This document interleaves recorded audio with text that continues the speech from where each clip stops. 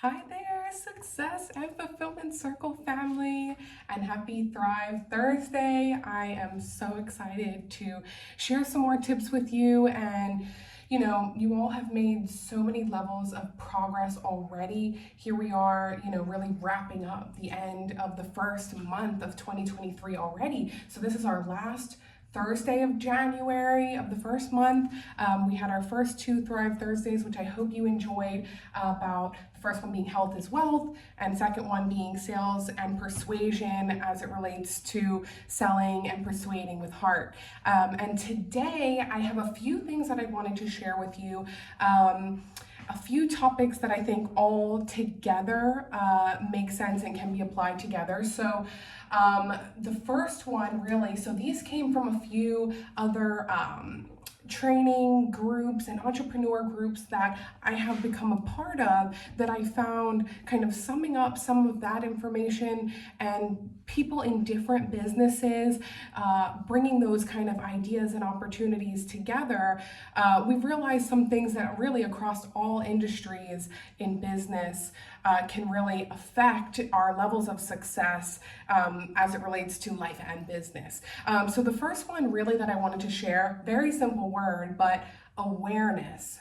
Very, very important. So really one of the biggest secrets of life is awareness. Awareness of self, what's going on around us, how we show up, the things that trigger us. So it's not just who we are when things are great and all is happy, but are we aware of the things that shift how we show up as well when things aren't quite the best feeling. That ties into our personal brand. And I think that most of us can all agree, do we think that our personal brand affects our business brand? I think that we can all put our hands up and say, of course it does. If your personal brand is not tied to your business brand, it's not going to be sustainable because, again, people will see that these have to be connected. And when you're in the community and, it really is who you are and how you show up when nobody is watching, right? And then you see the results from that. So really it's awareness of that. And when I say also awareness of your triggers, so us as overachievers and successful people in business are doing a lot of this work behind the scenes that a lot of people don't see. And sometimes we might hear things. I know for me, and a lot of the people in the group that I was in had said things like, little comments like, oh, it must be nice. It must be nice that you get so much business and so many sales. And it must be nice that your life looks so perfect and that you were able to do X, Y, and Z. I wish I could do that, or that was presented to me, or, that must be nice thing. Now, it's harnessing that and realizing why that triggers you and not taking that personally, and sharing, depending on the situation or not, or just letting it go, that is something that you worked for, and only you know how much it took to get to that point, on, like you say, these little steps that you have been making to get to those levels of success, and recognizing if that or something else is a trigger to you, how you show up and how you can brush that off moving forward. Because the first step, again, is awareness. If we're not aware that that's something that bothers us, we might start to show up differently, around the people that we work with, around our clients, around just other people in our industry when they say these things to us. And again, it's who you show up as and how you respond to those things, when you can then realize, and it won't blindside you, or you won't have to shrug your shoulders or say yeah whatever or anything. Don't brush it off in that way. Embrace it, and be proud of yourself for the amount of things that you had to do to get to that point. And that's why you have the level of business that you do. So again, first step, awareness on your personal brand, your triggers, how you show up. And then again, like I say, as successful people, I think we also need to recognize something that we can call the success trap. So let's not get stuck in the success trap of, what that is something that used to work for you and got you to the levels of success that you have now. That where you're at today, you're successful, all these things that I did got me here, right? So why shouldn't they get me to my next level, right? Well, these are things that will not allow you to transcend to that next level of your business and life that you're trying to get to, because although they were what worked for you then, we have to shift and grow and change with all these other levels of growth and change around us and in our industries and in our life, and really learning from each of those things and taking it and kind of morphing and rebranding almost in these times sometimes as well. For some of us, that can be shifting the me to we. I know a lot of entrepreneurs that feel that way as well, where it's like, well, it was me working on my own and working all night until midnight or waking up early in the morning, and the me is what got me here. Well, you might have to shift that mindset now to the we mindset, as many of you have. Everyone in this group can now put their hand on their heart and say, we've shifted to the we aspect, and knowing that the levels of success I want now to that next level, I need more. I can't do it all on my own. It's not just me, it's we doing this and being able to get, like I say, the resources you need to get to that next level. And that's just one example.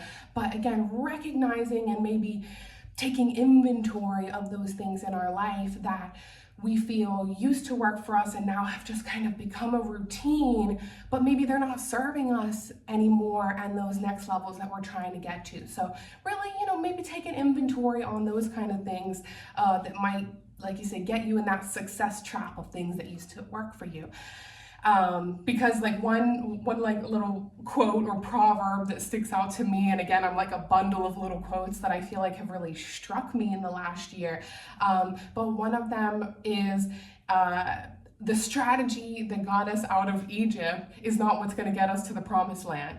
Again, these are just little notes that help over centuries in different industries, different times of life, but absolutely apply to where we are. We have to shift and grow as our circumstances shift and grow around us, as it applies to life and business, very applicable to our business.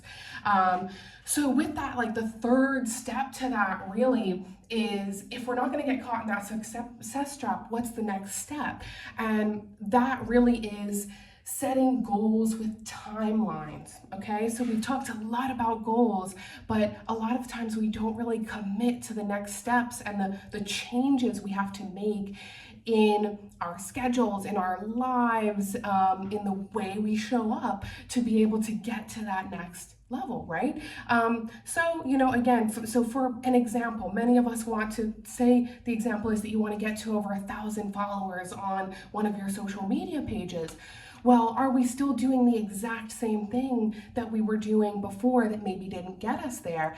And if that's not serving us, then we need to look at that differently and maybe say, okay, let's break this down. What are some goals that we can put to with time frames? What can I do?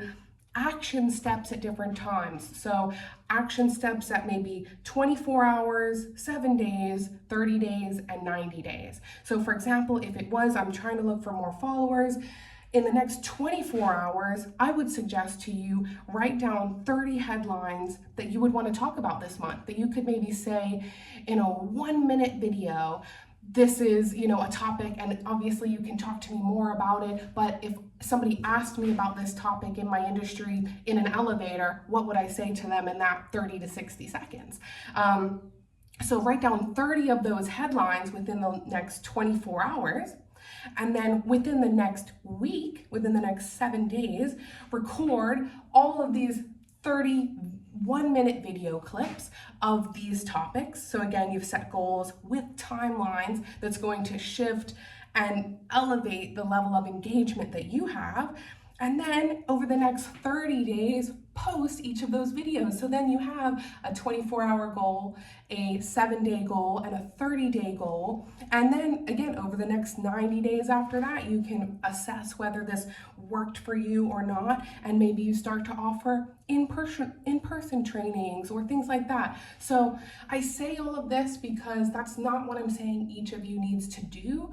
It's an example of how setting goals with timelines is how you make the actual shift. Because a lot of us can say these are the things that I want, but we're still, again, stuck in that success trap of what may have worked for us before. Maybe it's not even working for us now, but we've just built it into our routine and feel like it will work one day. And we need to assess what is or isn't working. And again, shift those action items that we need to put dates and timelines to it to reach those goals. So I hope that was helpful, everybody. We're about at 10 minutes and I wanted to try to keep these Thrive Thursdays to 10 minutes for you, but I hope you found that useful, and we can chat about more of this and the recaps when we do the end of the month mastermind, which I will be sending you an invitation for the end of the month for us all to chat and see what's working and how things are going. But again, recap on today, if I could just say the 3 main points to know: awareness when it comes to how you show up, personal brand, business brand, what triggers you, what lights you up, your passions, and then that next step, the success trap and getting out of that and things that are or are not working for us now, and then goals with timelines. So I'm really excited to get your feedback. Let me know, these things, what did or didn't work for you, things that may have come up when you reflected on this video. And otherwise, I hope you enjoy the rest of your week and wishing you all continued peace, progress, and happiness. I am so excited for each of you. We'll talk more later. Bye.